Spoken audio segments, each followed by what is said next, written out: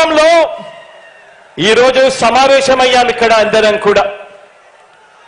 ఈ సమావేశం 2024 ఎన్నికల్లో మన పార్టీ జైత్ర యాత్రకు మరో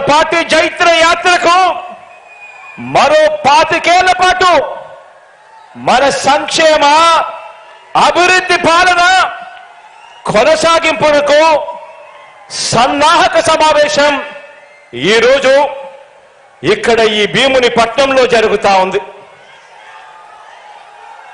ఈ సమావేశం మన పార్టీని భుజాన మోస్తా ఉన్న కార్యకర్తలు, లీడర్లు, అభిమానులకు, ఆత్మీయులకు మరింత ఆత్మవిశ్వాసం నింపే సమావేశం ఈరోజు ఈ భీముని పట్నంలో జరుగుతా ఉంది. ఈ సమావేశం మేనిఫెస్టో ద్వారా మనం ఇచ్చిన ప్రతి మాట అధికారంలోకి వచ్చిన తరువాత త్రికరణ శుద్ధితో ఆ మేనిఫెస్టోలో చెప్పిన ప్రతి మాటను నెరవేరుస్తూ ఆ మేనిఫెస్టోను ఒక బైబిల్గా, ఆ మేనిఫెస్టోను ఒక భగవద్గీతగా, ఆ మేనిఫెస్టోను ఒక ఖురాన్గా భావిస్తూ ఏకంగా 99% హామీలను నెరవేర్చిన పార్టీగా మీతో నా ఆలోచనలను పంచుకునేందుకే ఈ సమావేశం.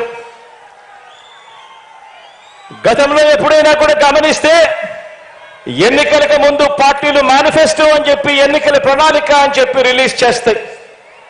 ఎన్నికలు అయిపోయిన తర్వాత చెత్తబుట్టలో వేస్తా ఉన్న సాంప్రదాయాన్ని మనం చూసాం.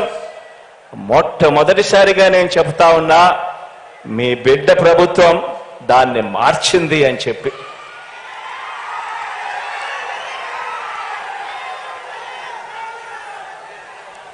మనం మార్చాము కాబట్టే, ప్రజలకు మనం దగ్గరయ్యాము కాబట్టే ప్రతి ఇంట్లోనూ మీ బిడ్డను, మీ బిడ్డను, మన వైఎస్ఆర్ కాంగ్రెస్ పార్టీని తమ పార్టీగా ప్రజలు భావిస్తా ఉన్నారు. కాబట్టి చంద్రబాబు లాంటి 75 ఏళ్ల వయసు మళ్ళిన నాయకుడు, ఆ చంద్రబాబు నాయుడు గారు ఒంటరిగా పోటీ చేసే ధైర్యం లేక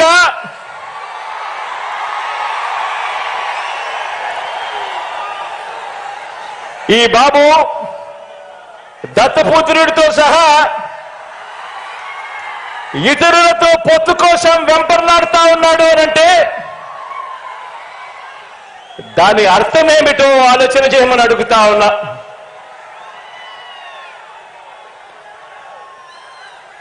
ఈ చంద్రబాబుకు తాను ఫలానా మంచి పని చేశానని కానీ, తాను ఫలానా మంచి స్కీమును తెచ్చానని కానీ చెప్పలేక మళ్ళీ కొత్త వాగ్దానాలతో గారడీ చేయాలని చూస్తున్నాడు అని అంటే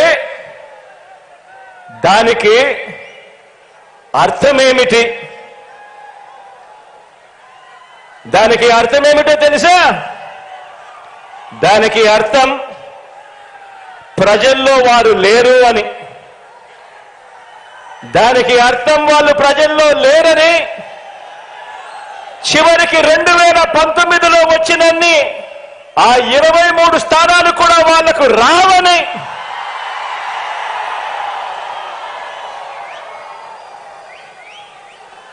$175 స్థానాల్లో కనీసం పోటీ పెట్టేందుకు వాళ్లకు అభ్యర్థులు కూడా లేరని.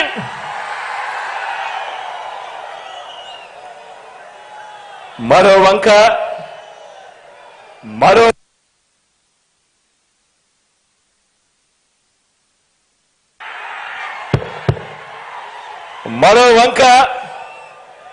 మన పార్టీని చూడండి. మన పార్టీ చరిత్ర ఓ విప్లవ గాథ. మన ప్రభుత్వ చరిత్ర ఇంటింటి విజయ గాథ. మన భవిష్యత్ సామాజిక వర్గాల ఇంద్రధనస్సు. మనది వయసుతో పాటు మనసు, భవిష్యత్తు ఉన్న పార్టీ మనది. గడిచిన